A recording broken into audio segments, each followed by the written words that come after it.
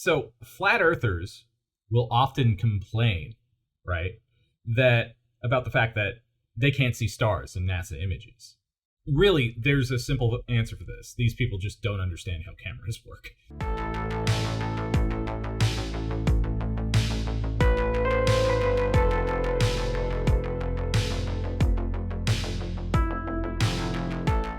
Welcome to the Science Get podcast, a show where we discuss trending science topics, how science relates to media, and something that will serve as a vehicle we'll be using to interview the scientists that write the papers that we cover in our regular videos. Today, our main topic is how science fiction films portray space, planets, and alien worlds, their believability, and whether or not there's a better way to achieve those effects. I'm joined by my co-writer on the channel, James Fitzpatrick. How are you, James? Not bad. How you doing, Eric? I'm doing all right. It's been a long day. Yeah, you and me both. So, getting right into the topic and I guess ripping the Band-Aid off, what do you think of the effects, at least in modern science fiction films? Well, it really all depends on... you know what? As a whole, I actually think it's getting better. Our understanding of science is seeping into Hollywood, even for a movie as ridiculous as Moonfall. It at least takes some consideration into what we know now. I wouldn't call that at all anything accurate towards what science knows about. Oh, it's absolutely space. not accurate. Yeah, exactly. But at least it's the base science is more accurate now than if Roland Emmerich had made that in the 90s. I don't know if I agree with that.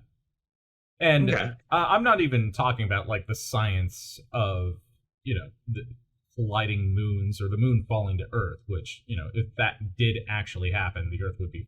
But really what I'm speaking to is the way that the effects, and especially CGI, portrays planets and space in general. Because they don't really reflect the way that cameras work, or telescopes work even. Well, yeah, that's a good point. Yeah, I don't think anything's really... There are very few movies that really take into consideration how cameras and lenses work in the vacuum of space, or in different atmospheric conditions. Yeah. But, and here's where I'm going to ask you a question, and I'm going to put you on the spot here.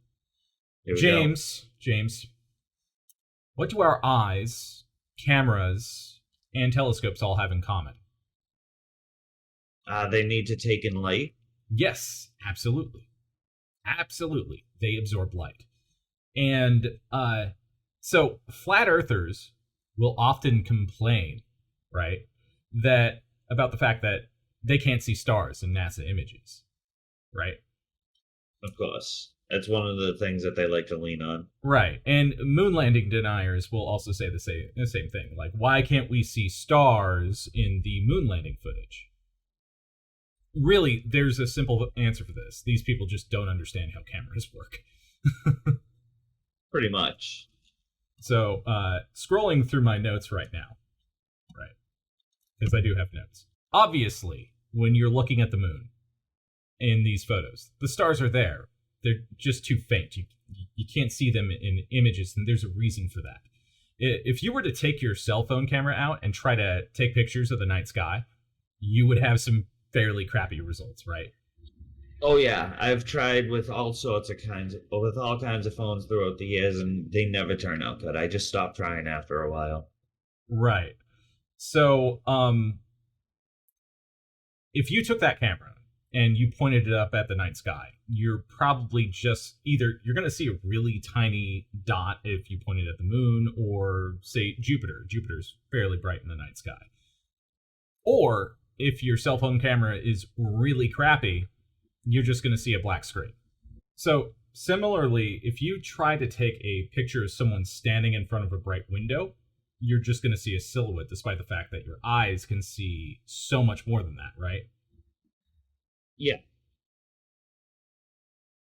Well, our eyes are meant to take in more detail than your average camera lens, I imagine. Right. So these issues with cameras, they translate to space as well. In fact, there are three different things that probably matter most when dealing with cameras in general, but also in space as well. And one of those is camera sensitivity. The second thing is how much time your camera has to collect light. And the last thing is dynamic range that your camera has to function in dark and light environments. So the first point, sensitivity. That's pretty simple, right? How much light does your camera need to take clear images? Some cameras adjust sensitivity by opening and closing the aperture, something that the human eye also naturally does.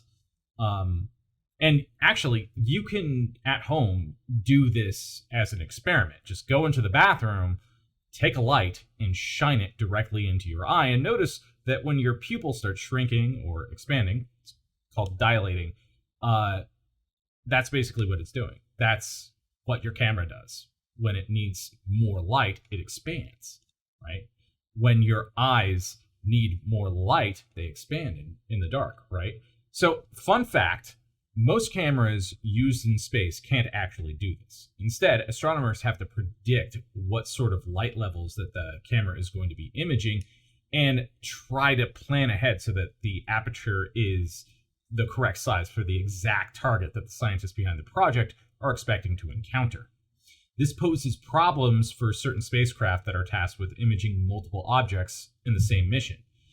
So a good example of this would be OSIRIS-REx.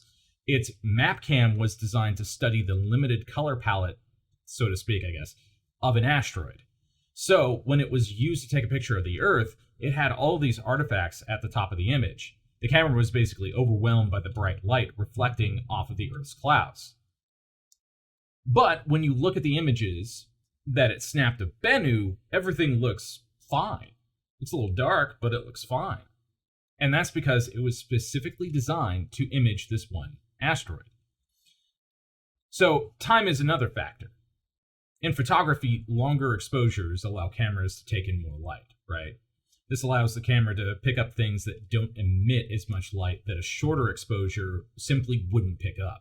Astronomers kind of do this when they go out into the field and, to look up in the night sky and study it, right? Well, in a way, at least. A longer exposure is kind of similar to letting your eyes adjust to the dark for like 30 minutes, I think is what they suggest, usually. Human eyes don't really have exposure settings, but this is, I guess, the closest thing we have to it. But here's the important thing. Short exposures can't capture stars. So talking about the Apollo program, the cameras used during the Apollo missions were designed to image the lunar surface. Have you ever seen the full moon? I know you have, right? I think we had one the other night. Yeah, it was the other night, right? It's bright as hell in my telescope, too. And I have this crappy department store telescope, and I'm actually writing a script that's going to be covering basics for amateur astronomy, too, because I've had to learn some things the hard way. But yeah, it's super bright. And so the cameras that were designed for the Apollo program were designed for that light environment, that bright light shining on the lunar surface. I mean, the astronauts weren't playing around in, on the far side of the moon or in the night areas of the moon, so to speak, right? So that's why you can't see stars in any of that footage or any of those photographs. The cameras simply weren't built for the exposure that would require.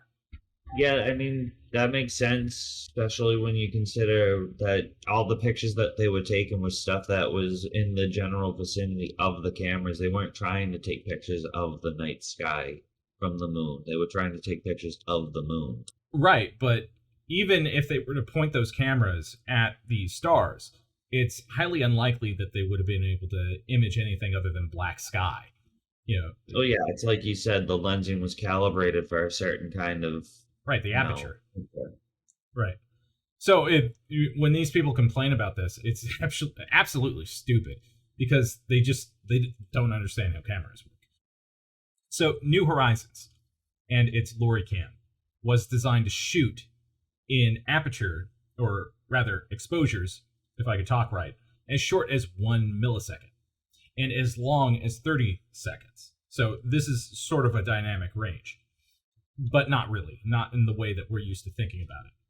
The shortest exposure times were used for Jupiter because Jupiter is a lot brighter than, say, Neptune or Pluto, especially Pluto, because as we all remember, New Horizons took those stunning photos of Pluto, right? So it used the longer exposures for Pluto because there's less light out there. But the images are absolutely stunning, right? But let's say if it were to use a longer exposure on the Earth, which has a lot more light than, say, possibly even Jupiter, because it's closer to the sun, it would have overwhelmed the camera. Well, yeah, well, to you and me, that makes sense. I was about to say that makes sense, but clearly it doesn't to everyone if this discussion is still going on in 2022. Yeah. So Voyager 2. Voyager 2 is also a good example because Voyager 2 attempted to take photos of Neptune's moon, Proteus, and they're not good photos. They're really blurry. They're dark. You can barely even tell that there's an image there. There is a irregular shaped moon there in the image. It's just really hard to see. And Voyager was not designed to take photos of objects further out because we weren't sure, probably, at least. I haven't actually done research on this part, but assuming, based off of the fact that scientists have to plan far in advance for the types of environment that the probes are going to encounter, that they probably didn't plan on taking longer exposures of these moons that they probably didn't know existed. So, well, definitely not. Yeah, because when they sent Voyager out, they really didn't know what they were expecting to find when it started hitting the outer solar system. Right.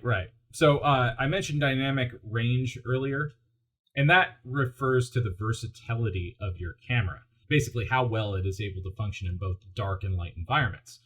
And so our eyes do this. They just do, right?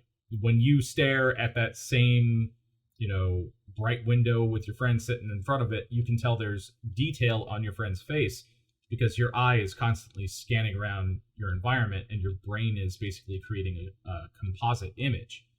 DSLR cameras can do this. They have like HDR, it's called high dynamic range in digital cameras. And that sort of mimics how our eyes see, but it's not perfect. And what this actually does is it takes two images, one at a shorter exposure and one at a longer exposure, and then combines them for sort of the best of both worlds. Cameras we use in space have higher dynamic range than most cameras you find at Best Buy or Walmart. And it might sound crazy, but there's a lot of detail out in the black of space, so you need a higher dynamic range for that sort of thing. And so this is all sort of getting to my main point of like shows like Star Trek, Strange New Worlds. You've watched it, right? I've watched the first couple episodes. I haven't dedicated myself to it. I love the show. It's great. I have a problem with its effects, especially like, I don't know, they just don't have the same gravitas, I guess, as like older stuff, practical stuff. Like a good example is the opening to Alien. That looks like astrophotography because you see the gas giant, you see its moons, and you can kind of see more than what you would probably be able to see with a standard camera, but you would assume by whatever year that they're in, I forget exactly what it was, that they would probably have more dynamic cameras. But the thing is, like, when you're talking about CGI in science fiction films, and, Strange New Worlds has a lot of CGI in it. All of the space scenes are CGI. There's no models, and that sucks, personally. Sorry, guys. If you like CGI, I don't know what to tell you. But it does. Your eye knows that it's CGI. You can. I'm in both camps. I really think it all depends.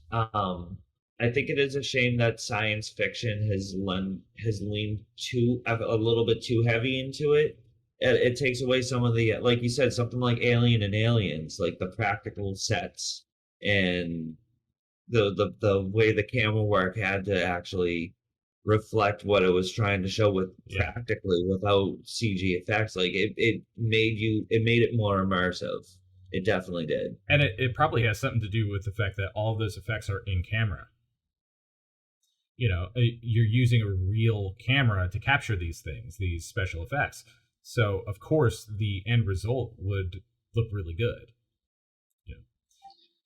For a modern movie that has both in almost the same scene, I don't know if you saw the new Ghostbusters, but when you first see one of the demon dogs in like the Walmart or whatever, they actually have a puppet sitting there eating something. And then they use the CG model to chase Paul Rudd through the store. And it looks infinitely better like that. It does. You're fooled because at first they give you something real to look at, right? But CGI isn't necessarily the problem. The problem is that they're creating these, and I want to say they're just video game effects, really. It looks like a video game, and it's not as effective as something that, like, if I were to do it, and I would do everything practical, or as much as I possibly could in camera, or at least, like, why can't they create a 3D render that mimics the way that that cameras see light or telescopes see light? Or why don't we tailor our science fiction, our Star Trek, for example?